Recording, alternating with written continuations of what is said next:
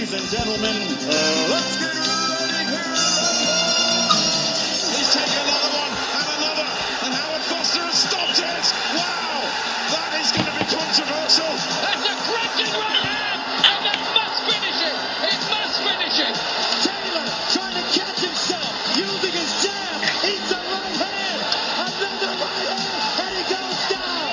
Oh my goodness! The dream is made real.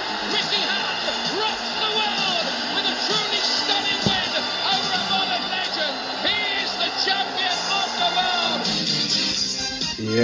Yes. Evening, people. Back again, as they always say. Raps on TV here to report the best things in boxing, live and direct. Busy weekend. In fact, quite a few shows with a few promoters from Arum to PBC to Matchroom. So looking forward to getting into this week's show. I'm here with my co-host, as per usual. Tom, how's it going, Tom? I'm good, coach. And yourself? Yeah, not bad. Jet lag, but still there. You're on your toes for the weekend, man. Nice, good, great weekend of boxing. And like I said, just kind of get stuck into it. Crawford card, the big fight everyone was talking about, and I suppose the ending has raised a lot of eyebrows on social media, but also turning our attention to the matchroom show from the weekend. Dave Allen, third round knockout over Lucas Browne, and really kind of rejuvenated phase of his career. No, I definitely hear you on that. It's got packed agenda this week. So obviously, Crawford Khan, as we just touched on there. In London, we had Dave Allen headlining the card against Lucas Browne, with a lot of up and coming prospects on that bill. And obviously over in the States as well, in the West Coast, we had Danny Garcia versus Adrian Granados.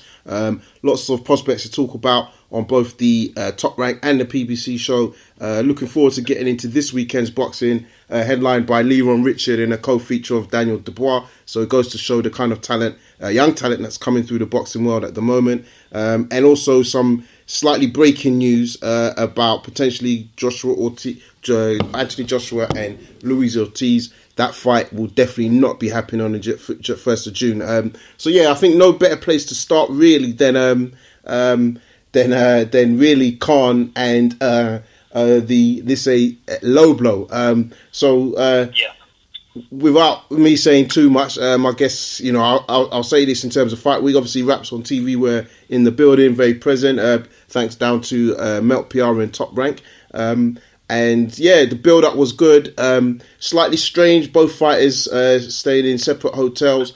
Let's say from a promotional point of view, they were doing their best with face-to-faces in the week, which is not something that's really been seen before. A lot of interviews with the press. And we saw the fight take place down at the Madison Square Gardens. Fantastic arena.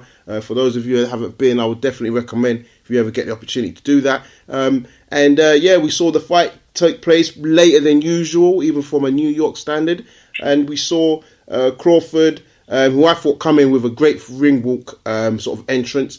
And he kind of came in and, from the first round, let his intentions be known. Tom, you saw the fight. What were your thoughts on the fight itself? I was impressed with Crawford from the beginning. I think it was kind of textbook Crawford, come out, use his angles, his jab, his distance. Obviously, it's well documented that the finish wasn't what we expected. Whether or not it was a way for Khan to find his way out of the fight, it was disappointing. But I suppose just the sheer class of Crawford prevailed in the end.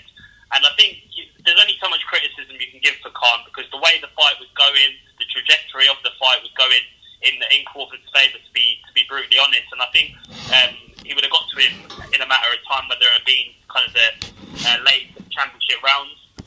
But you would have probably known a lot better at ringside what the general kind of view of general view of the early rounds, how that was kind of playing out.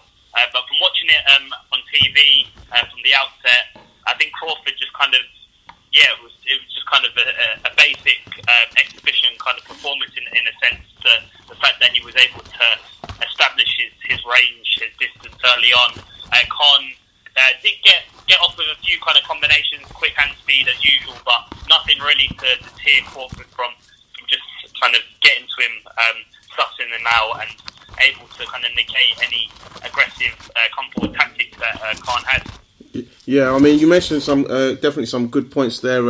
I think probably for me, I would say, and again, I would say only give a bit more extra commentary because obviously I was there, we were present, and last week's show, you know, I felt that Khan would probably surprise a lot of people and finish the fight. I thought he would get to the 12 rounds, and you know Crawford would look good, but you know probably even knock Khan down. But I just felt, you know, he's like you said, the hand speed, especially in combinations. I thought, you know, he would stand the test of time, and he wanted to prove himself, and this was sort of like the platform for him to do that. I will say, however, that Crawford was openly in the hotel, so let's say Thursday, we'll kick Thursday off with there. You know, there's a few roundtable interviews with the undercard fighters, but Crawford was around, and his aura, there was a mean aura about him. And I thought, okay, like I've been around different fighters, but there was something about this guy. I said, okay, this guy don't give a fuck, kind of thing. And then the Friday, the weigh-in, you know, the way he was kind of getting into Khan's face. Before there was a little bit of, I'll say, iggledy-biggledy in terms of like, you know, the camps.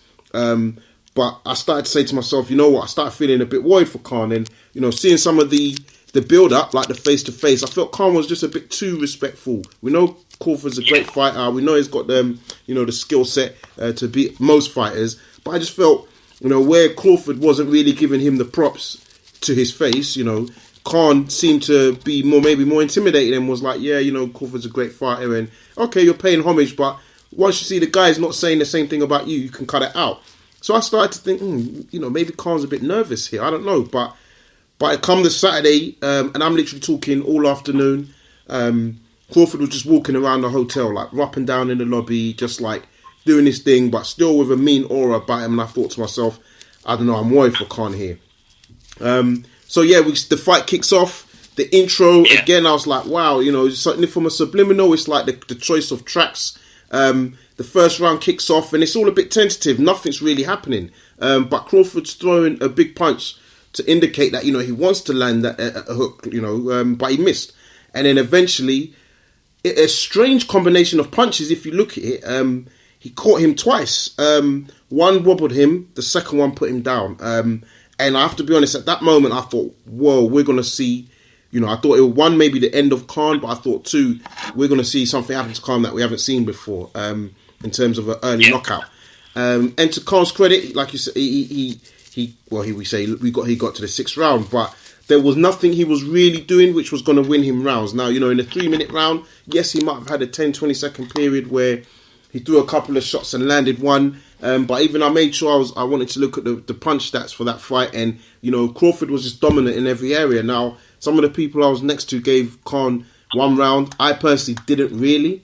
I thought it was a clean sweep. And when the time of, let's say, the low blow punch came, that was luckily enough shown on the screen. You could see it was inside thigh, not straight on the balls, as to say.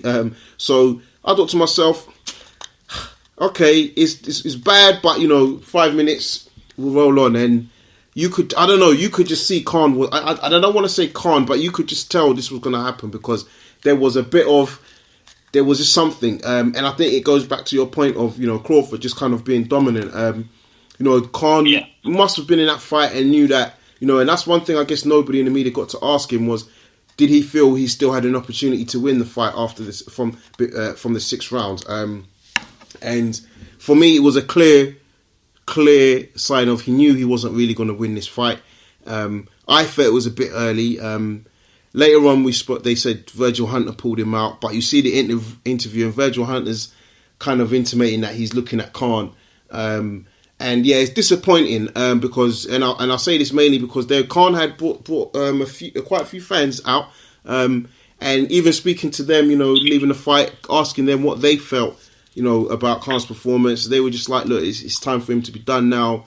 They weren't like angry. They were just like, obviously, they wanted to see him fight. They wanted to see him put on a performance, and disappointed that it ended in that fashion. But none of them were kind of like calling him a chicken or a pussy or anything like that. But it was just like for the way the fight was playing out, they just said, yeah, I think it's his time done. I mean, for you, when you saw the low blow, did you think he was going to continue, or did you, from the TV, did it seem like, you know, he was going to continue, or that he was going to do what he did, or they were going to pull him out? No, I think when the low blow landed, I think he was looking, just by his body language, the way he turned immediately and looked at the corner. I think there was an element of like he was looking for a way out. Understandably, the shot was below the belt and an illegal shot in every kind of sense of the viewing. But I mean, in terms of the way, like I said, the trajectory of the fight was going only in one direction. I don't think a low blow would have made the whole of the difference. Now, people might disagree with that. They might say,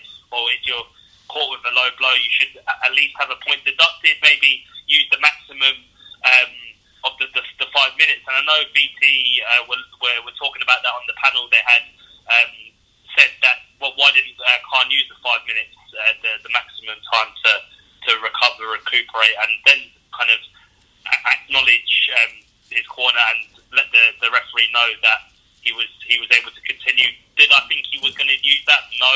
I think the way he was looking, the way his body language, the way his facial expressions kind of told the story. Really, he was looking for a way out of the fight.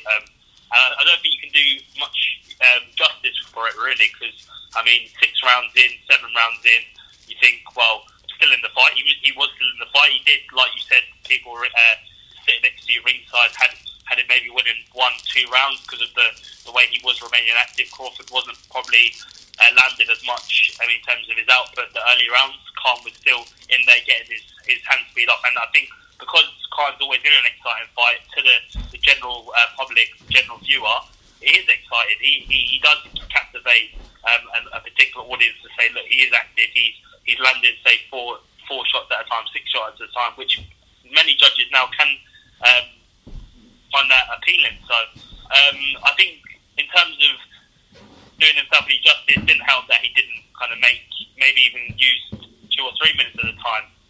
But I think, overall, I think Crawford was winning the fight. He was going to go on, probably stop him late on.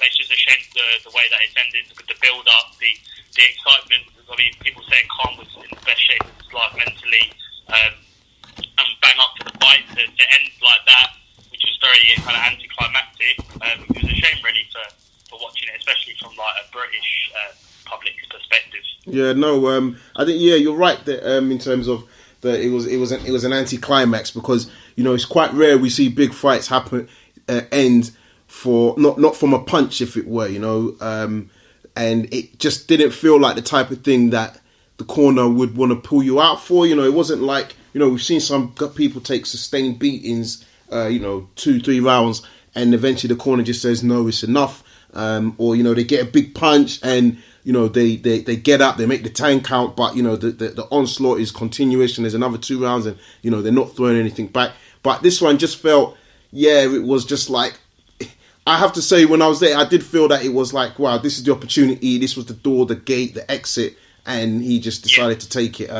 But nonetheless, you know, I think the only thing I would say from Khan afterwards, what I didn't like, was the fact there was, you know, in one interview he spoke about a potential rematch, and I just thought, okay, slow down and cut that chat. But I will always give him his props, because, you know, after the fight, at the post-fight conference, I didn't think he was going to turn up, and most people didn't think he was going to turn up. So Lopez was there, Crawford was there, and they were kind of talking about themselves, saying what they thought. Lopez said, you know, I think Khan, he pussied out, and then Khan turned up. Put him in his place, really. Yeah, but Khan turned up.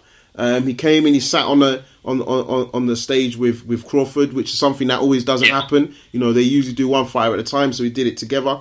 So I think you got to look at it like that. And I'll say he held his corner, but yeah, it was one of those ones where, you know, he spoke up. But yeah, I think, you know, because he hadn't seen the footage either, in his mind he was thinking, well, I can't say too much and be uber confident. I've got to kind of hold my tongue. But yeah, I would say, you know, apart from that, it was just literally, it was disappointing. But I will say, to talk about the good points on Crawford, I thought it was good to see him, you know, want to land the big shot early. You know, he had intentions. Funny enough, you know, his mum, I was speaking to his mum, and she was like, you know, it's going to be a 4th round knockout.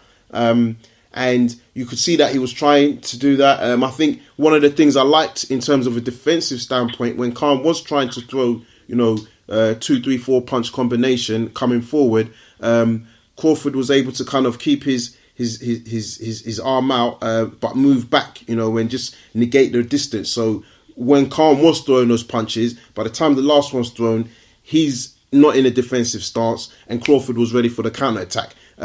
And I think Crawford probably highlighted his strength because he was catching him with 1-2 shots, roughing him up a bit. But when you see Khan's face afterwards, he looks like he was in a real fight. And that wasn't something that played out as I was watching it live. Do you know what I mean? It didn't feel like he was getting thumped up all over the place. It felt like, it was just like a bit of cat and mouse, to be fair. So for me... he didn't look at it from the outside. It might not from the outset have looked like that, but I think in terms of you're looking at it for his own personal well-being, going into, say, the long distance, probably better off that he did kind of come out the way he did. He didn't look like he had taken some punishment.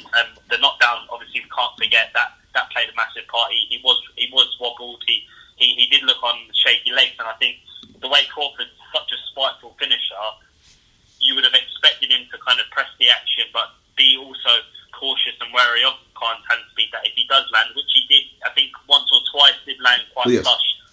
Crawford didn't make much of a difference, didn't have an overly lasting impact in terms of round by round, but still just to let kind of Crawford know that he's still there, he's still active, he's still in the fight, would have probably let Crawford step back a bit. But I think Crawford's very good at, obviously with distance, he's able to use angles, he's able to, his switch hitting is obviously his main asset, and I think kind of Khan probably hadn't recovered fully from the first knockdown, but obviously with the low blow ended the fight, I think was it 7 rounds, 7 rounds?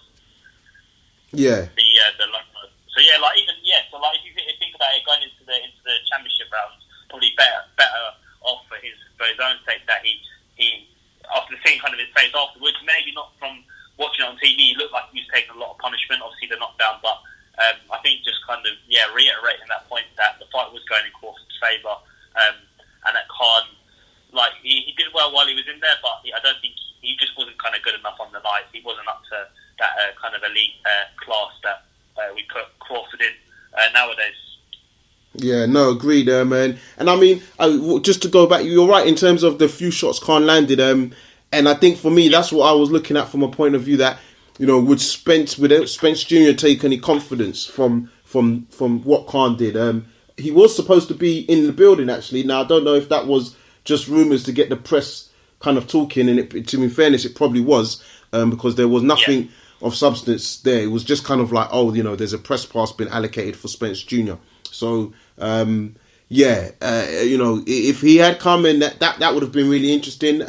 So I think if you're looking at that Spence Jr. fight, what did Khan would he have seen anything in Khan's performance to say, well, actually Crawford is beatable? 100% no. But I think the few shots that Khan did land, I think Spence Jr. will probably say, well, it goes to show that he's not, his defense is not impregnable. He can get hit, but it needs to be a punch of substance, which, is arguable whether Spence could do that. But overall, I think Crawford, good. He done what he needed to do. He's got the title. I think it's going to be interesting now, and I'll come on to both fighters. I mean, what next for Khan? Do you think Khan can continue to fight, or do you think he needs to call it a day?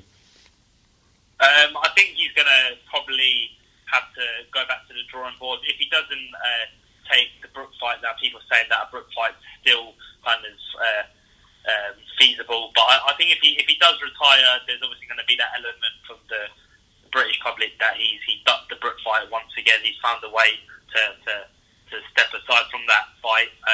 But it's just the manner in which he's gone out against Crawford. It's not as if he's gone out, and beat Defiant in maybe an 8-9 round 10 defeat. He's gone out the way he has, and in my opinion, tried to look for a way out of the fight. The low blow, but you've got to contend with that. Some fighters are going to employ bullish tactics where they're going to be rough and ready and just kind of let you know their presence in the ring, but you've got to, I think, be able to kind of cope with that.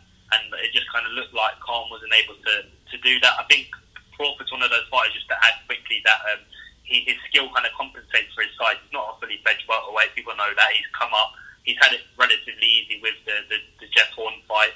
He dominated at super lightweight against relatively, smaller. Like, I know Indongo's an exception. He's the tallest Ranger fighter, but even like smaller, stockier fighters. And Crawford himself isn't the biggest of welterweights, or he wasn't even the biggest of super lightweights. But his skill, his ring intelligence, his ring generalship, his IQ, all and his strength. To be fair, he is strong. Yeah. Yeah. Exactly. Yeah. So he is strong, and I think as well because he has all those tools in his arsenal. I think the strength comes with that because he's able to keep fighters off with his jab. He's able to let you know on the inside who's kind of boss, and I think Khan just can really kind of cope with that. And I think in terms of like keeping the fight at distance, we even saw against Canelo, the minute he got drawn on the inside, he got caught, and I think that did him damage. Instead of keeping the fight at range, which even then would he have much success? Probably not, because of Crawford's skill. I think Crawford and Canelo, you can't really put them into the same bracket because they're two different fighters stylistically. But even then, kind of not engaging on the inside. I know Khan, when he puts his shots together and his hand speed, he has to kind of step in and throw shots. But I think against a fighter like Crawford, who's just as smart as him, just as kind of can match him for output, shot output, and even hand speed, you've got to be, I think, a lot smarter. And I don't think Khan probably employed the right tactics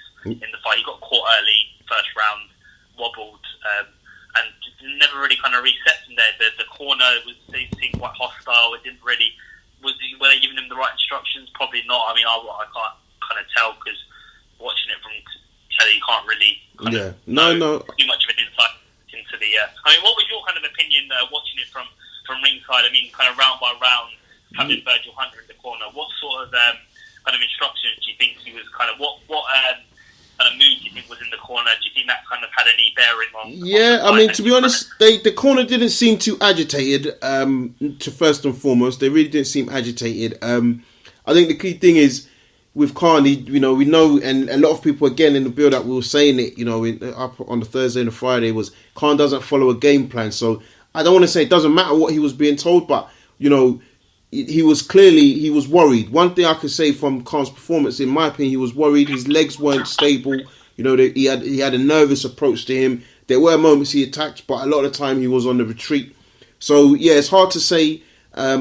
Obviously, I wouldn't know what he was told. Beforehand they were talking about the belief. They didn't really say what they were never going to tell us what the game plan was going into it. But they spoke about the belief that if that Khan can do something, but I guess you have to say, they have to say that. So yeah, it was an interesting one. But yeah, for me, I think just to say, I think with Khan, I think he can still have a career. I don't think his career is necessarily over because he didn't take a damage in terms of the Canelo. But I just think when we're talking about big fights, yeah, where does he go? Because I mean, look, Crawford's probably the toughest of the toughest. But again, it's just the reputation, why people want to get involved with him. I guess it's all about the fighter that wants to make a name for themselves. Because you could argue Khan will turn into a gatekeeper now, And I know that sounds harsh, but, Khan could become that guy where, a promoter wants their fighter up and coming welterweight or to get a name for themselves, get a dominant victory, and they make the call to Khan. And if they've got money behind him, that fighter, then Khan potentially would take that deal for the right price. So yeah, that was my thoughts on that. I think from Crawford, I wanted to go into the Crawford one. I mean, for Crawford, what do you think he can do next? Yeah, I mean, there's a lot of welterweights out there that are probably call the fight, might see something they can exploit. Crawford, obviously, like I touched on there, was caught maybe once or twice. That probably was unexpected, but we kind of expect that with without kind of contradicting, but saying that Chris Khan has that hand speed that kind of no other welterweight besides maybe Crawford, Spence arguably can match. So I think like the welterweights out there, the Garcias, I mean, even the Spence fight is obviously the one that everyone wants to watch. The unifications now, the way boxing is, people want to see those fights straight away. Do I think that will happen next? Probably not, because they'll want to build the fight up, give it a bit more profile, a bit more kind of exposure, and also the fact that Spence, obviously without Heyman and Crawford with Bob Arum, they'll probably, I think they've touched on, they want to build the fight, give it a bit more, spotlight. So, I mean, Crawford probably can dictate on his own terms what he wants. He's considered pound for pound best in a lot of people's lists. So, I think, I mean, the next step, I mean, the next logical step would be unification against Spence. But I do think he's probably going to have maybe one or two fights against kind of lesser opponents, but within the kind of top five contenders, the Garcias, the Porters, even Thurman potentially, and even a Matisse or someone like of that caliber. Yeah. Before he steps in against Spence, because I think, like you touched on there, Coach, like he has shown his strength, even though he's come up in weight marginally. He still kind of carries that power from 140 to 147. But I think against someone like Spence, who is fully fledged, he's kind of dictated his power, his brute kind of force in fights against Lamont Peterson, the Brook fight. I think Crawford knows that, and I think Crawford will want to probably have a few more fights where he's able to maybe focus on maybe building a bit more strength, because he knows he's got the skill to match. So yeah, it'll be interesting to see how it plays out. I mean, like, because obviously you bumped into Timothy Bradley. I know in the lobby you spoke to a few others kind of around. What do you think the general consensus is within the US public? I know there's kind of been a lot of debate about whether the US, the UK, the difference in kind of perceptions. I mean, what was your kind of general overview of the way people were viewing, even pre Crawford Khan, about maybe Crawford's next steps, being around the top ranked camp, and also the fighters speaking to Crawford's team and his stable? I mean, what was the kind of general view about what kind of the next? Yeah, so I'll say this from I mean, it was pretty straightforward. There were people in his team that obviously believe Spence doesn't want the fight, and everyone else would say, you know, Crawford needs to look at his options, because really, if he wants the belts, none of the belts are on his side in terms of the promotion. And his promoter, who repeatedly did it after the fight, is not being courteous to the other side. So trying to play ball with somebody that you call a cancer and a ghost and you know, I don't see that happening. So, you know, for me, a lot of people are just saying, you know, nobody can say what he's going to do next, because they know that in terms of title belts, he may not get any. And I don't know if Arum's being diplomatic enough to make that happen. So that's really where it is now for me. No one was saying this, but, you know, and I don't want to throw shots at Top Rank in such a way, but I mean, if I was Crawford, I would. If I was him and he was on the right contract, I think he should move to sort of a fight by fight contract. You know, if he can do a deal, but I mean, I don't know if PBC would do that, but if we can get a deal done with PBC and it's away from Arum, maybe a two fight deal, maybe 3 fight deal, and if he really wants to be loyal, then go back to Top Rank, then that's fine. Because for me, I just don't know. I think the Spence fight, as much as that, I don't think that will happen this year. I think, you know, the money's not there now. It can build, and I've said it before. I would be happy. I wouldn't mind seeing that next year. I think it would be good to see maybe a Crawford against a Porter, but apparently Spence Jr. and Porter's being lined up, so that's probably going to happen first. So then would Crawford fight a Thurman? I don't think Thurman would fight Crawford personally, especially with the layoff. So, you know, he's got to be tough for him. You know, the rest of the year, you know, you think we're in April, you know, I'm sure he would want to get out again, you know, probably maybe soon, because, you know, again, it wasn't a tiresome performance. I think it's going to be tough for him, what he does next. But, you know, I'm looking forward to seeing the welterweight, because I think there's no doubt these guys are going to fight each other. And when I say these guys, I mean the top 4 or 5. I think there's no doubt they're going to fight each other. I just think for Crawford, he needs to be careful, because at the moment he's on an island, and there's no ships arriving. So, you know, it's all well being WBO champion. Interesting mix at the moment. And I mean, equally, like you were talking about, I mean, for Khan, is the Brook fight maybe something you'd like to see, or do you think that ship sailed and he should kind of move on, probably consider hanging up the gloves? Or do you think that fight is, because I know they've been talking about a potential Crawford-Brook fight, do you think that's possible? That's this year, or do you think that's kind of a long way off? Yeah, what, Brooke Crawford? Yeah. I mean, I don't see the point in that fight personally. If I'm going to be, I don't really see the point in that fight. Brooke was there saying that he wants that fight.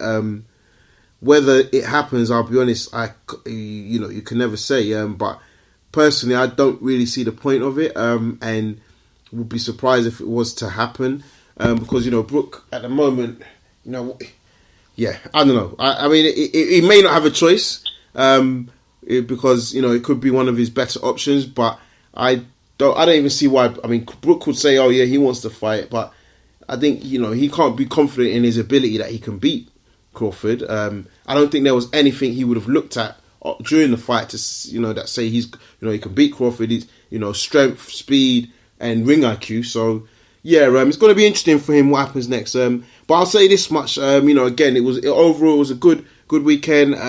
Before I'm going to open up the calls in 5 minutes, so I'll quickly go through the undercard. I mean, the two main names that were being sort of spoken about were Teofimo Lopez, who was fighting Tatlis, and Shakur Stevenson, who was coming up against Diaz, trained by Freddie Roach. Stevenson took some criticism during the night because I think it was a very skillful performance. I have to be honest, I liked it, the way he was going to the body, using the jab. It was a classy performance for somebody of his age. But I can understand if people want to see knockouts and such. But I think this guy's a real talent. Really interested to see how his team believe in him. Hopefully this little shenanigan court case that is going on, he can move on from that and start stepping up. But I thought that was good. Lopez, again, another Brooklyn-owned fighter. A lot of noise around him. Good to see him fight. Glad he got the stoppage. I didn't feel the first 3 rounds he was impressive though. But eventually he got Tatley out there with a body shot. Interesting enough, Richie Comey was in the building, so he was watching that fight. I know they weren't massively impressed. They didn't feel that he was a big threat. So it'll be interesting to see what happens next. But yeah, pound for pound, I think it was a decent night of boxing. Good to see some other prospects out there, and we'll go from there. So I'm going to open up the lines now. Going out to 734. 734. The floor is yours. Hello. Yeah. What's up, guys? What's going on? How's it going, buddy? Yes, is that Dwayne? Yeah. Yeah. Bless man. You saying, Garcia? Yeah, I'm good, man. I'm good. How you been? Yeah, not too bad, man. How you doing, bro? You right? I'm all good. How are you? Good. Question or statement? Cool, man. Good, man. I guess statement really. Can't quit. I don't know why he's trying to act like he didn't. He stood in the middle of the ring and he said that, what's the guy's name? How can I forget? His coach. Virgil Hunter, apologies, it's been a long day. Yeah. Virgil Hunter said to him, can you continue? And he said no, so that's quitting. And he must have forgot about slow motion and HD. Like, you can clearly see that the shot didn't hit him in the testicles, and then he goes on Twitter saying that he's pissing blood. I don't know if you guys saw that. Oh no, I Yeah, did. surely like all fighters that get caught in, say, the midsection, kind of below. I mean, it's kind of a reoccurring thing for boxers to pee blood after fights. But do you think, in a way, that was kind of an excuse? I mean, that he kind of already looked at that as an excuse the next day, maybe a day after, to maybe 1-2 days after the fight, to look for a way out of explaining what he did. Yeah, I just don't believe him. I mean, I looked at the low blow, and it was on his leg. It looked like it was on his like upper right thigh.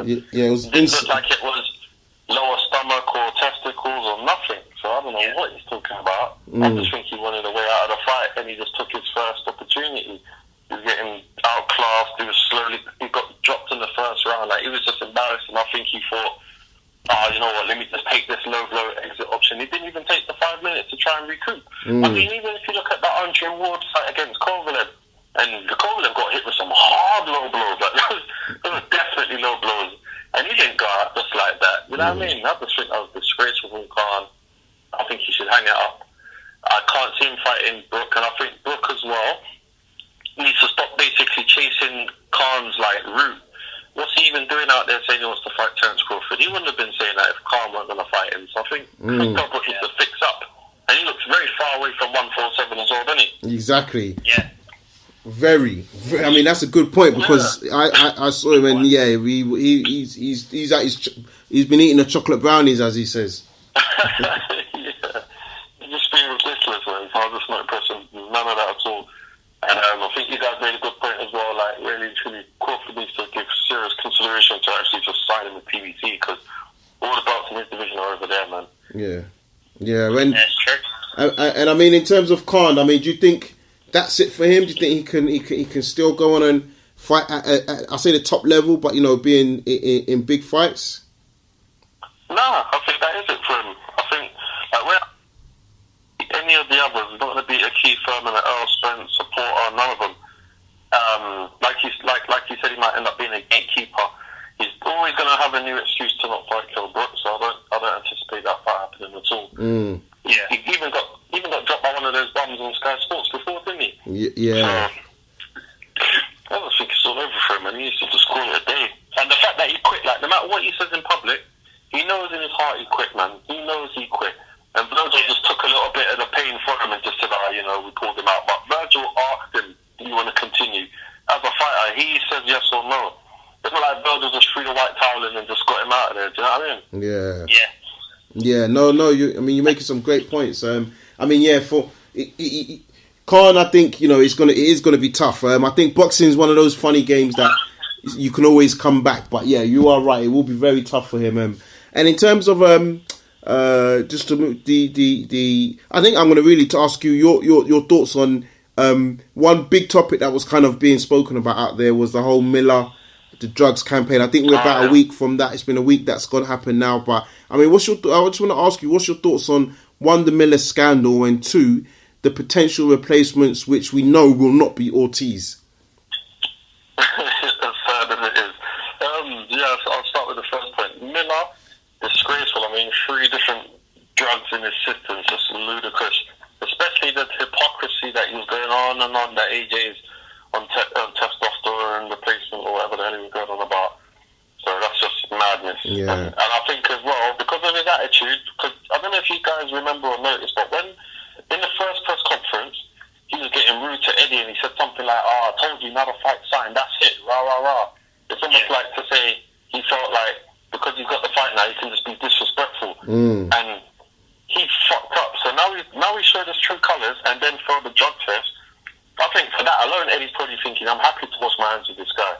You know? Yeah, and when he talked about the stuff he raised about Josh's mum and the way he was being disrespectful, even further afield, like I think he said something to Rob McCracken even he may have done, or even just his antics kind of in New York trying to play the villain, the big bad wolf man, and then to come out of that and like take your reputation, he's not going to even be he's not going to be considered. He's not going to be even invited by any promoters now, even in the US, because you failed 3 drug tests.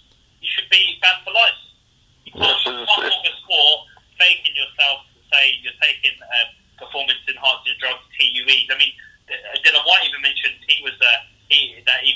despite the Jack 3D stuff that he was caught with, he says a lot of fighters are on TUEs. So why is there not kind of an extensive program for all the governing bodies, the regulatory bodies, the drugs companies to say, look, any fighter that even breaches the guidelines provided by VADA or WADA and all the other various kind of acronyms going around, if you fail a drug test, regardless of the substance, you should have the same consequence as any fighter that failed multiple drug tests, because at the end of the day, the livelihoods of fighters are at risk, and if you have an advantage as an athlete, whether it be in any sport, it's gonna have a damaging effect long term potentially on the fighter.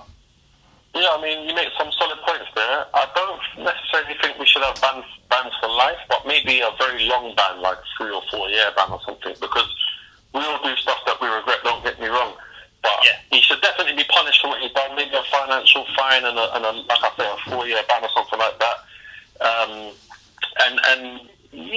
As far as potential opponents going forward for AJ, I saw some stuff online talking about Mark Hunter and is it Ruiz, the guy that fought Joseph Parker? Yes. Remember they fought for the vacant? Yes. I've heard those names have been thrown up now.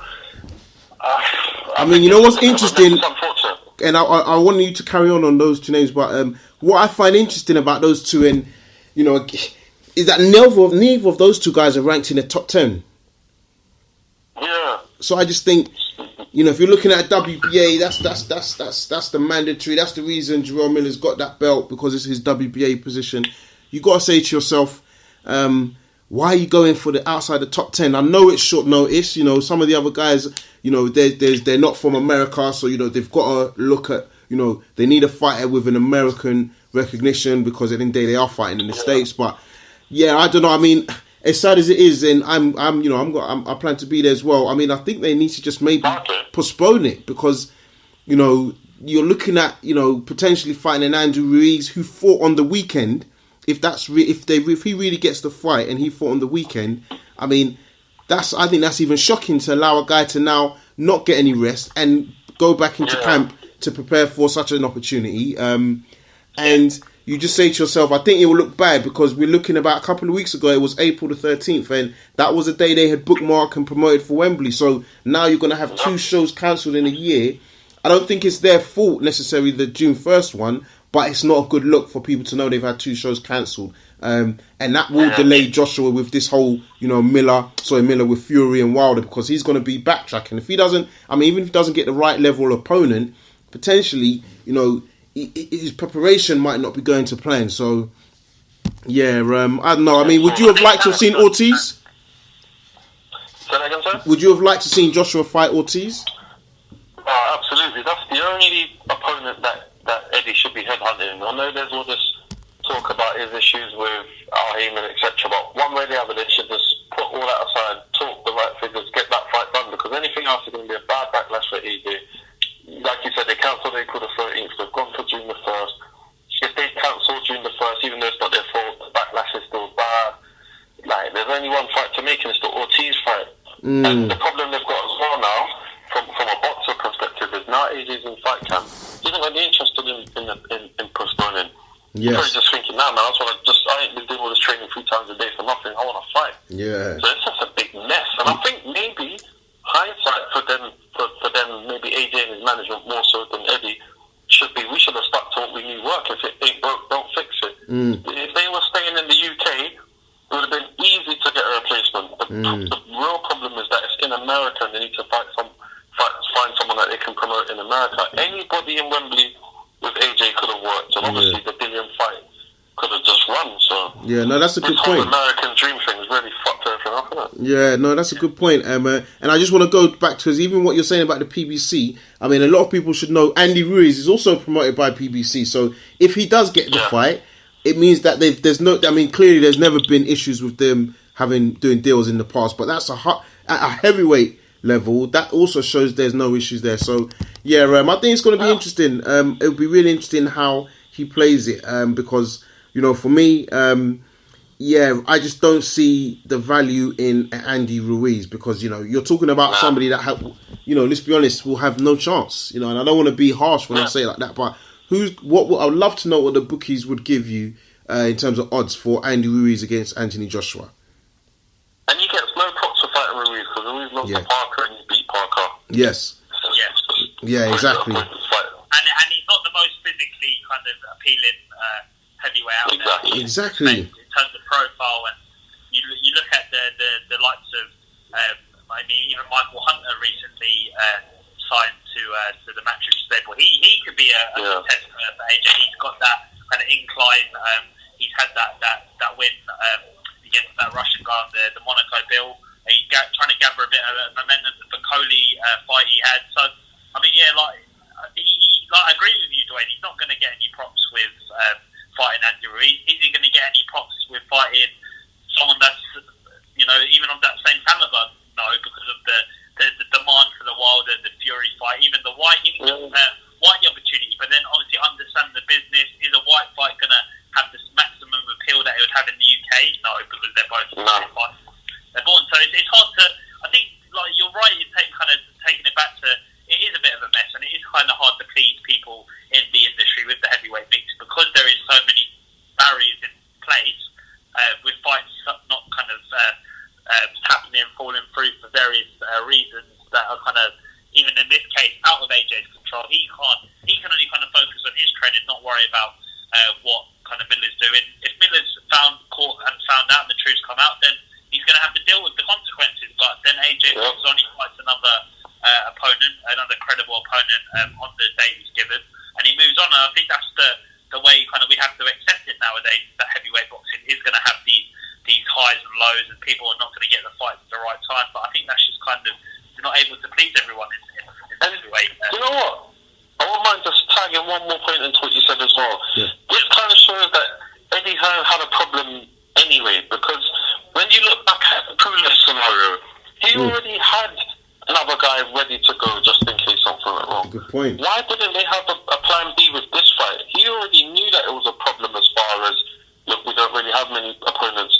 Let's just cross our fingers and hope Miller makes it through the finish line. Why wasn't there a backup plan? So, you know.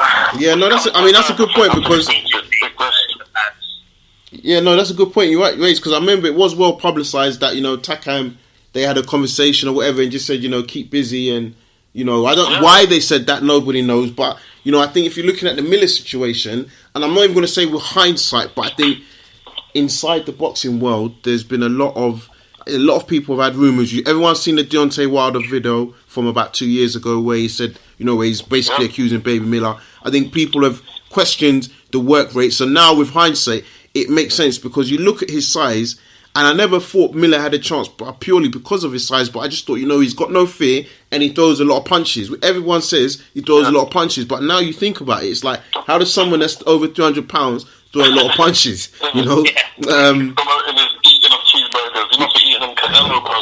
Exactly. Exactly. So definitely I'll get you on that point. So listen, Dwayne, thank you very much for calling in. I'll say next weekend is the big one. So yeah, listen, I'm gonna speak to you offline, and then let's try and maybe get you in the studio as well. And we'll get ready for that Canelo Jacobs. But appreciate your support as per usual. And enjoy your evening. No, much appreciated, man. Cheers, no worries, man. Thanks. Take care. Cheers, thank you. Bye. Cheers. Yeah, we're gonna quickly go on. Let's talk about the Matchroom show. Dave Allen obviously headline against Lucas Browne. Finished Lucas Browne with a body shot. What did you make of that fight, Tom? Yeah, delighted for Dave Allen. I think he's now realised his potential, his need to focus to get his diet plan in shape, and I think the way Darren Barker's come on board, he's definitely given him some added impetus. I think it's one of those things where if Dave Allen's fully switched on, he's more than capable of holding his own against any heavyweight. But I think there is obviously that element of, if he had started a bit sooner, he had kind of developed those. I know it's well documented, the struggles that he's kind of gone through. But I think to see him where he is now, the right fight at the right time for him against Lucas Browne, and to do it in such a way he did, like in that manner, you have to kind of take your hats off to him, and that he is focused, he's knuckled down, he's got the work done over the last sort of 7-8 weeks, and now he can move forward. He can really target fights with the likes of David Price, Chisora, and suppose solidify his future financially. And whether he goes on, maybe it might be an added bonus if he goes on and fights someone like a Povetkin. Does it sound realistic? No, but I think that's kind of Dave Allen. It sums up his character. He's ambitious, and you're either going to you're more so going to respect him for the fact that he's got ambition to go on. But I think he knows himself. He's doing it kind of gradually. He's getting into that kind of camp mindset where he has 6-7 weeks of diligent training, eating right, structuring his weeks, his routine, and having the knowledge of someone like Darren Barker in camp is always an added bonus kind of for up and coming heavyweight. Still young, 27 years old. I'll say 27 years young, but someone that's kind of now really in that phase of his career where he can kick on, and I suppose kind of the world's his oyster now. There is no limitations, and if he stays focused, he stays in the gym, he wipes out all those kind of distractions, and you don't know what his potential can kind of do. Yeah, no, agree. I agree. I'll be honest. Dave Allen's come far purely from the interviews where he's openly speaking about eating KFC and pizzas before fights. I think working with Barker. We all do it. Yeah, exactly. But I think working with Barker has probably helped give him a bit of insight. Barker's a world champion. He's an astute individual in terms of how he thinks and his thought process. So, I think that would help, because in the day, Alan, and like everybody in life, sometimes you just need someone to take you under their wing and show a bit of belief. Where do I think Alan's going to go? I think the best thing for Alan in a weird way is that his CV doesn't look too bad, when you really deep it and say Dillian White, Ortiz, do you know what I mean? So he could probably argue that, there's some big fights in there. I mean, I wouldn't be surprised, and I think what did Kian Thomas said, I think, probably the Chisora fight happens next. It's the right level for both of them. I think it can do, I don't want to, I'm not opening up for pay-per-view, but I think, they'll probably make that a pay-per-view card and they can get some justification behind that. So, I think if he can take on someone like a Chisora and win, then I definitely think, the world is oyster in terms of maybe, and this is a big maybe, but maybe finding his way to an international title or a world title at best. But, I thought that was good. Really happy for Joe Cordina. Really always been impressed with his performances. Think he's a really cracking lad. Really thoroughly happy that he got that fight, and he did what he needed to do. So yes, I thought that was good. Shannon Courtney, John Harden, Jordan. I mean, what a result for him, eh? Yeah, I mean, even kind of from top to bottom, Shannon Courtney, like you said there, Joe Cordina, Josh Kelly back in action. So yeah, no, really like a strong card, and all kind of came through the wins. I was kind of John Argentinian. The fact that he got his shot at a major platform, hats off to him.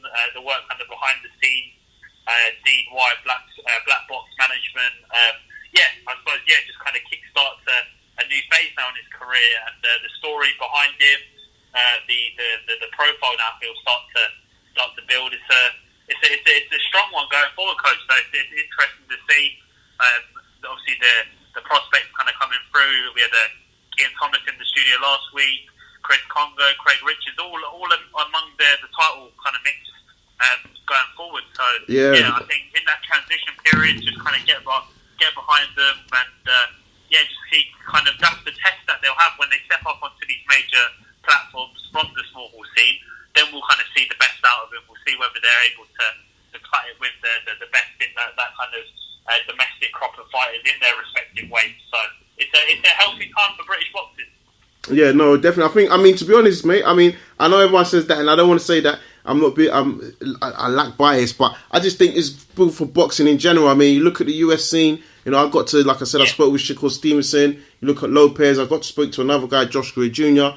Fury's going over there. There's I mean, Dillian White, the Rivas announcement's been made. Joe Cordina's young talent. I mean, even great news from a non-matchroom show, but the UK, the World Boxing Super Series is now being broadcast on Sky Sports. So guys, this weekend, you're going to have Josh Taylor taking on Anita Donaire and Regis Progress taking on Rillick. So, that's two competitive fights that we're going to be able to see now. So I just think boxing as a whole is just really, really getting a boost. And I'm really looking forward to the next few weeks. I mean, the next weekend is the big one. Looking forward to it as a whole. Just to quickly move on, we saw the Garcia versus Granados. Good win for him. Hopefully that puts him back in contention. We didn't really speak about it, but, I think you could easily sell a Garcia versus Khan rematch, because, I felt Garcia won that fight. When I say easily, he won it easily by, putting down in the third round, stopped him in the fourth round. But a lot of people seem to think Khan was winning the first two rounds and, he just lost focus. But, it is what it is. So maybe that's a fight they could do at welterweight as a rematch. Then we've got this weekend's card. You've got Dubois taking on Lartey. Good test for him in terms of his phase of his career. Leroy Richin also fighting for super middleweight titles. We've got Sonny Edwards, Showtime Sonny Edwards. WBO European titles. Jack Catterall, so you look at that card as a whole and you think, actually, that's a very stacked card. Yeah, definitely. Yeah, very credible. Especially for a Frank Warren show, it's good to see the prospects coming up, the likes of Dubois, Gorman, Edwards. I know looking to replicate the success of his brother. So it's good that they've been put into reasonably tough fights. the lights and getting them active is always promising, especially when they do step up and whether they'll be equipped to compete at that top level, Coach. Yeah, no. So I want to quickly go through. I just want to say actually a big up to a fighter from All Stars. Two fighters from All Stars that are fighting this weekend. Martin Furu, who's a super middleweight. He's fighting on a Goodwin show, so good luck to him. And then Zach Tierley, who's also a super middleweight, is fighting for the vacant Southern Area super middleweight against Jimmy Smith, and that's on the Frank Warren show. So really good luck to him. Quickly, just gonna go through though. In terms of Leroy Richards taking on Tommy Langford. Leroy Richards 11-0, Tommy Langford 21-3. Again, Commonwealth and a WBO international bout on the line. How do you see that fight going? Yeah, I think momentum's played well into Leroy Richards' hands. I think Langford, those defeats to Wellborn and even before that, on the WBSS bills, I think they've definitely taken its toll. I think Leroy Richards being the fresher fighter coming up has the trajectory for going and competing on to British kind of honours and maybe European honours in maybe 12 to 18 months. I can see him winning the fight. I think in terms of experience, it's the perfect fight for Richards because of Langford's respectability in terms of who he fought. But yeah, no, I think kind of in that kind of decline versus incline phase, Langford's obviously on the decline and Leroy Richards gathering that momentum. So it'll be interesting to see early on. But I think Leroy Richards will win most likely on points. But as I said, I haven't kind of watched too much of Leroy Richards, but I can definitely see kind of his incline and his momentum that he's kind of gathered. Yeah, no, agreed. And I think Daniel Dubois, I think he is in a tough fight. I think it's really going to be interesting. I potentially see his power seeing him through. But listen, Lartey is not a mug. 14 fights, 1 loss. It's the heavyweight division, so he's not a bum. I think it's really good that Frank Warren's putting him in, a bit of a baptism in fire here. So I'm looking forward to seeing that. And obviously the man, Sonny Edwards, very skillful fighter. What do you think he's going to do on the night? Yeah, good fighter. I think his true kind of colours are coming out and very skillful, very flashy. Keeps good on the eye. I think his boxing ability is very underrated, and I think the fact that he's very kind of similar to his brother in the sense that he's able to kind of let his shots off, his shot selection, his efficiency, all kind of have its effects, and I think he just has that spite in him. I think Sonny Edwards. I think you see with Charlie Edwards, he's good at keeping his distance. He's taller, he's rangy. But I think with Sonny Edwards, once he gets on the inside of you, works the body. Again, like steps in and out of range. He's just very kind of he's methodical, but he's also very spiteful with his shots as well. So I can see another stoppage potentially, depending on obviously how tough his opponent is. I know his last fight he went the distance and tough opponent, but I think kind of once he's pushed to that next kind of levels, beyond kind of what his abilities kind of shown so far, then we'll see the best of him. And I think he's got all the kind of tools to go on and win a world title, or even matches brother or exceed his brother. Yeah. In that sense. No, good. No, I hear that, man. I think that's it for this week. It's been a busy, like I said, busy weekend of boxing and a busy weekend coming up. So really looking forward to that. Like I said, we've got the World Boxing Super Series. So make sure you guys look out for that. That's now being televised on Sky Sports. And then you've got the Frank Warren card headlined by some really, to be fair, I mean, let's call it right, some good British talent. You might not have known of them from a promotional point of view, or they didn't take the Olympic route, but these guys are some good fighters that really have been put in a good test. So really looking forward to seeing how that plays out as well. So Tom, thanks again for joining us this week, guys. As per usual, actually, sorry, we've got one last caller, so let me open up this caller for 910. 910. We're gonna open up with you before we go. Hello, Raps on TV. Last but not least, I hope. Exactly, definitely. I was thinking, oh my God, you lot are taking a piss. I finished my run. I got gym early just to hear you guys.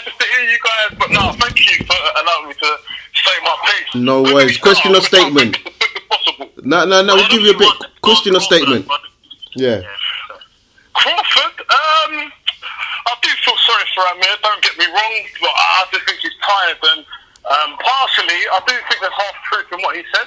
That was a bit of a low blow, and once you take a hit like that to the balls, and when you're up against it, you just kind of think, I had to call it a day. Virgil also felt and knows his trainer, but if there's anything serious to happen to Amir, everyone will be turning around to Virgil Hunter and saying, what the hell happened? Why didn't you pull him out when you knew he wasn't capable to finish the fight? And you know, so it is it's a bit of a 50-50 thing. But you know, I can see on the outside how it looked like he quit. It did seem like he quit. But you've also got to understand the safety element in this. And you know, the man's gone home to his family in one piece. And you know, if he chooses to retire or leave the sport, he can. Or now he realises that he's not at the top level. He's tried twice, 2 or 3 times now to get to that top peak level, but he's not that fighter that he once was anymore. So now he's starting to realise that, you know, maybe the Kelbrook might be a fight, maybe, and then after that he might just call it a day. But you know, I don't blame him. Amir Khan's been in the game for a number of years, and I think we should pay respect where respect is due. He's just not at that level anymore, and he dared to be great, and you can't fault a man for daring to be great over Kelbrook. Yeah, definitely. No, that's well, exactly. No, just carry on. 02, I had the pleasure of being able to entertain a few people actually at the O2 watching the Dave Allen card. Nice. It was pretty interesting. The atmosphere was really good. I really got to observe from a fan standpoint and really hear people. I mean, Dave Allen has such a huge number of fans. It's unbelievable. He is a massive prize draw, and he's beginning to get and grab the attentions of the heart of boxing fans, and they're really beginning to sympathise with this guy and really tune him on. I think he's really building a solid core fan base, and you know, I look forward to the fights he continues to go on. He's got Darren Barker in his camp. He's got the money to get the right nutritionists and things in. So I'm interested to see what he does with the money and invest himself, and how he pans out in the next year or so or to come. I do feel the punch. I don't know. A part of it, I just thought it was a bit too good to be true. That was a fairy tale ending. That I just thought that's a bit too good to be true. Allen was losing the fight. Let's be real. I'm a big fan of Dave Allen. I met him a few times. He's a nice guy. But I do feel that fight was a bit of a fix, personally. But maybe that's me just playing devil's advocate, because that shot, I felt Lucas Browne got up from worse than that. Okay, fair enough. I just felt he just called it a day and just thought either that or he got a bit of a payout to just, you know, that was just a bit too straightforward. It was a great shot, don't get me wrong, but I thought that would have dropped him and he would have got back up. But like the man took a huge blow from Dylan White and didn't get back up from that, and totally I understand that. But then to get that shot to the body was a bit, you know, it was a good shot, and apparently they practiced it and rehearsed it, but I just felt it was a bit too cliche. But, you know, hats off to Dave Allen. I'm interested to see where he goes and how he managed himself to become a top fighter, or the road to challenging for a heavyweight title if he does get to that level. I felt Josh Kelly was very disappointing. I felt he was doing a lot more showboating and really finishing this guy off. He kept dropping the guy, but I don't think he's got that punching power to be able to stop opponents. It's a bit questionable there, but obviously the opponent was quite credible. He wasn't just a journeyman. He was there to come and really put up a fight and paying homage to him. Conor Benn was pretty standard. I knew he was going to come with a couple drop downs and a couple knockdowns and whatnot. I was really interested in Cordina. I've met Cordina a couple of times, and I really like the guy. I think he's a very humble fighter. I think that he's very underrated, and I thought that performance really showed the level he's meant to be at. And he's very clear that look, he's not really there for British titles, he's there for world titles. And you know, as much as he's young, he does feel that he's had the amateur pedigree to be able to challenge and speed himself up as to how a Joe Joyce or someone like that is. So I'm really impressed with him, very, very impressed. War Chisora, quite disappointed with the fight. Gashi didn't come to fight, he came to survive. Chisora came for war. I felt that the fight was really, really, really interesting.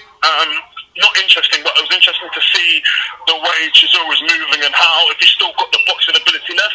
But I thought he was just ticking over. I think he's winding down, to be honest. I think he's just looking for those next few paydays, similar to Khan. He's never actually got to that top level, unfortunately. But, you know, Chisora brings in a massive crowd draw. I think the atmosphere was electric for Chisora, almost as big. I would say Dave Allen topped it, but Chisora Chisora came in chief support, but it was a big support. The fans are really behind the side. I remember people used to boo Chisora back in the day, so it's good to see how he's come and come with the sport and people are respecting him. John Harding Jr., who was also on the show, I got there just in time for that. He did box really well, but I heard he was quite hard on himself towards the back as I caught up with his advisor, Dean White. He said he was quite hard on himself about the performance, but I think he boxed well. I just want him to come out of his shell a bit more and really show that he can really, he's a bit of a character, and I want him to be able to show and come out of his shell, because at the end of the day, when people love a bit of personality and not just, the standard cliche terms, but I think that comes with time and just building his confidence, and I think Dean and Dillian, advising him and managing him, will get him to that level. But all in all, it was a decent night of boxing. I think if the knockout didn't happen with Alan, I would have been quite pissed off, and I think fans would have been quite pissed off and kind of put the bullet on her a little bit and said you did a kind of cost-effective show. But that's why I also feel the knockdown was a fix because of that. Because I feel that if Alan didn't get that knockdown, people really would have been on Hearn's back and said this was not a good night of boxing. This was a shit night of boxing because Kelly boxed quite poorly. Ben had a standard journeyman in there, and she's already come to the war. So, but on the plus side, Dillian White did get announced, which was good. I'm happy to hear that. The opponent I'm looking at, very credible opponent, but I'm hearing he's going to have problems with his medical and his eyes and whatnot. Potentially, because he's got something wrong with his eyes. But hopefully that comes alright. But he's a game opponent. I don't know why people. What annoys me about the UK fans is that if you're not someone who's been raved about by Eddie Hearn or Frank Warren, you're automatically terrible. Yes. Like, what annoyed me the most was with the Ted Cheeseman fight when they were saying Garcia's shit and Ted's gonna win and all this. I thought, nah, he's come to win. He's not. These guys are pushovers. They're here to fight. Just because they're an unknown name, I think you should be more scared of them, or you should be more wary of these fighters that are unknown and unknown entities. But all in all, I just think the UK boxing fan likes to, a typical average casual UK boxing fan likes to buy into the hype, and it's quite annoying and frustrating that they don't actually take time to focus on the sport and understand the fundamentals and how people move and whatnot. People just feel that if you're mouthy on Twitter and you talk and you've got a few knockdowns on your record, that you automatically dog's bollocks. That's the only frustrating thing about this sport. But to be honest, without these guys in this sport, we wouldn't be able to get boxing to where it is now. Exactly. And I just wanted to say on the White piece actually, because you're right with this Oscar Rivas. I mean, I would tell a lot of people, do not get it twisted. He's 26-0. He's got a few knockouts, and his last fight was against Brian Jennings earlier this year, and that was a fight I thought Jennings was going to win. Because that would have put Jennings into maybe a bit more of a title contention. So from Rivas' point of view, he's clearly thinking, I beat Dillian White, I'm going up there. So I'm not saying he will beat Dillian White, but I think, you've got to take your hats off to Rivas, and you also got to take your hats off to Dillian White, because like you said... Dillian White's the guy. No one can tell me that his CV isn't up there with Joshua's, near to Joshua's level. No one can tell me that. He's done it the hard way. He's worked himself up, and I'm really happy the way people are starting, the British public are starting to take a liking to him. Even the other day when I was watching his ISL interview, I was literally laughing because he's such a funny character, and the personality is coming out. I really want this guy to go all the way. I want this guy to win a world title. But do I think it's going to happen? Unless Joshua, the only way I see it happening, because I don't really think he might be. I think he'll be close. I think he'll knock Joshua down a couple of times maybe, but I don't think he'll be able to beat him. I do feel that the only way he can get a world title was if Joshua was tied up in several mandatories, or multiple mandatories, where he's going to have to vacate. And if he keeps himself ticking over and keeps fighting people in the top 5 rankings, he'll get his chance. I just think it's, and then maybe create a trilogy with Joshua, but I don't see him winning a world title if he's beating Joshua. Wilder, I think he's got a chance, but I think Wilder, if he doesn't knock him out with a one punch, then Dillian White stands a massive chance. But Dillian White, I wish him all the best. One of my favourite fighters. But one note I want to finish on. Yes. Sorry to keep you guys. I know you were going to get home to your family things, but what class Joshua? The way Joshua spoke about Miller, I thought it was absolutely class. That message. I thought it was funny. I just think he's showing himself to be levels above all the heavyweights in terms of response bonding and whatnot and hadn't spoken much. I just think he's the ultimate professional, and the way he's coming across, and I feel he's just getting Browne to take a liking into him purely because of the way he's portraying himself and carrying himself to be a heavyweight champion. But the way he put Miller in his place was fantastic. Yeah. I mean, I think you know what. If I can say one thing to that is, or two things, I think 100%. I think for me the class element was especially when he said he's not going to put Miller down and blah blah blah. You know, I thought that was class. There were definitely elements because the way it was staged, it was like there was a 10-second Instagram story and it says swipe up to take you to the YouTube. So clearly there's the business move to watch the rest of the video and get the minutes. But that's the level that he operates. So I'm not even criticising him on that at all. That shows you the mindset and the strategic vision that he has to say, listen, I'm going to make an announcement, but I'm going to get some commercial revenue from it. But yeah, I think very few people do that, and he didn't have to do that. And I think you're right. I think it showed the level he operates, and it was a classy touch. So yeah, well said. The thing about his mum at the end was quite funny as well. But what's been making me laugh at the moment is Dylan White getting onto Gerald Miller's case. It was hilarious. That's what was making me laugh when he kept calling him the juicer and whatnot, and saying he wanted to go Super Saiyan. It's all quite comical, really. But I don't think the guy should be banned personally. Yeah, I think you should get a ban, but not a lifetime. But listen, Sam. Thank you very much. Thank you very much this week for calling in. Appreciate that as per usual. Looking forward to next week's show, Canelo Jacobs. Hopefully, we'll get your viewpoints then. Come on, Jacob. Yes, Jacobs all the way. Miracle man. Cheers. Take care, guys. Thank you very much. Cheers. Thank you again, bro. Take care. Cheers, man. All the best. Cheers. Bye. Bye. Yes. So Tom. Yeah. Yes, mate. So yeah, like I was saying, appreciate everything this week. That is the last of the callers. Yeah. So guys, don't forget, this will be up on YouTube and our Facebook pages. So please remember to like and subscribe to the channels. The details as per usual, Raps on TV, Instagram, social media, Twitter, all of that. So have a good week and enjoy the boxing this weekend. Tom, all the best, bro. All the best. Take care. Cheers. Take care.